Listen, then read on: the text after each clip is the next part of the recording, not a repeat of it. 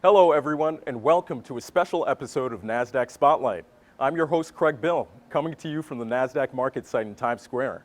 Today, we welcome Kelton Crenshaw, NFL agent from Klutch Sports Group.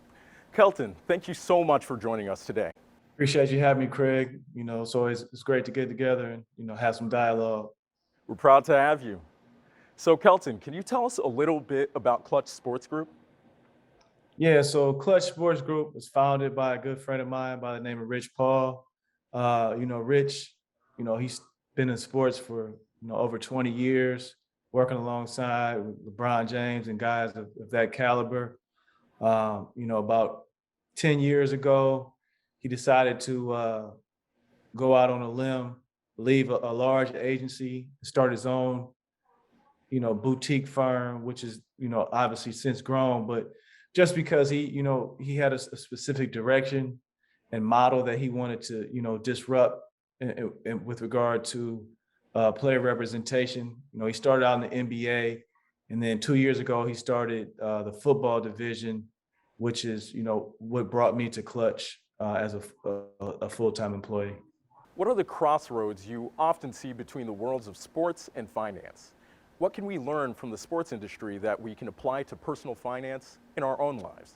When people think of sports, I feel like a lot of times they forget that it's a business. It's a very big business.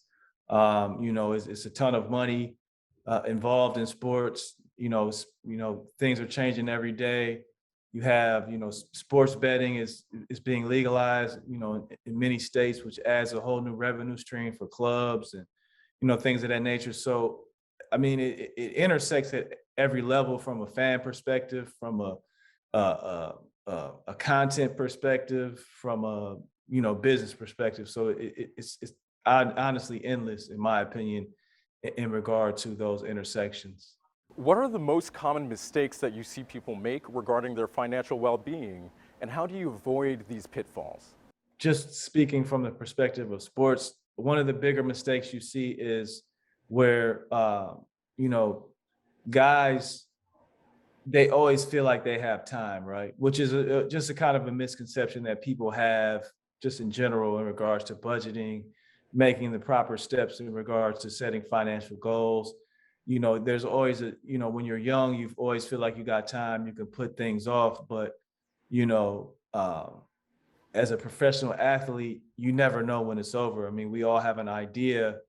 Um, Guys generally have an idea, and they, oftentimes think that they can play longer than they may be able to. So a mistake that I see often is that guys plan, they push the necessary steps from a financial perspective off a bit because they feel like, okay, when I get my signing bonus, I can just blow it because I have XYZ, or I can kind of, live a little bit more recklessly from a financial perspective of my first contract because I know I'm going to get a big second contract. But when that second contract never comes, that's where you see, you hear the stories about guys being broke or having been, financially distressed after, making millions of dollars. How do you define success for yourself and your clients? What are some goals that you set in regard to this? Well, for success for myself and my clients, it's just, stacking days, becoming, the best version of yourself. I mean, a lot of times, I know you probably heard the saying, comparison is a thief of joy. You're looking across the locker room, or, you're looking at, in my case, maybe other agencies, and comparing where I'm at, how many guys I represent, et cetera, et cetera. But I feel like if you just literally take the time and discipline and the attitude that I'm going to be literally the best version of me every day and show up the best version of me every day, you'll end up, you'll look back and you'll be in a great position. So, Kelton, what is the most challenging problem you've dealt with throughout your career, and why? How did you solve it?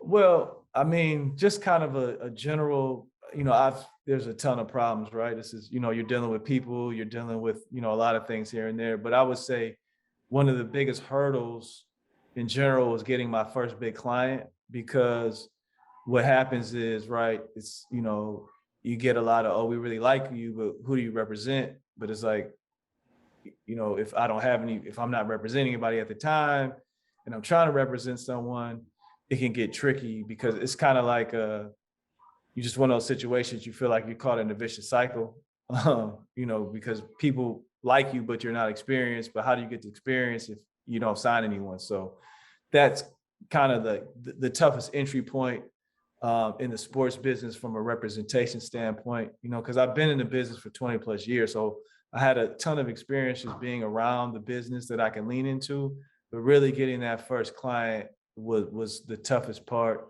But I will say once I, was able to secure, my first top 10 pick, I've been blessed to have had, top 10 picks, the last 3 years in a row. So what are different ways in which Klutch Sports has gotten involved in the community from a resource and financial literacy perspective?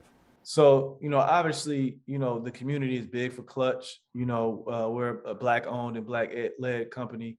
So, we really like to lean into, reaching back, whether it be, Rich Paul has a platform that he does called Klutch Conversations, where during All-Star Weekend, he'll sit in a room with,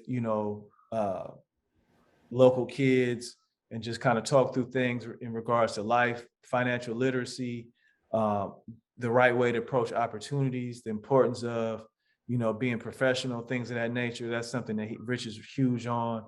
I spent a lot of time in the community as well, speaking to, kids in high schools, just kind of explaining the industry to them because, as in our community, the kids can identify with the professional athlete, but they can't, they have a difficulty identifying with the people around the athlete, and just explaining to the kids the opportunities that lie within sports beyond what takes place on the field and the court is something that we're very big on.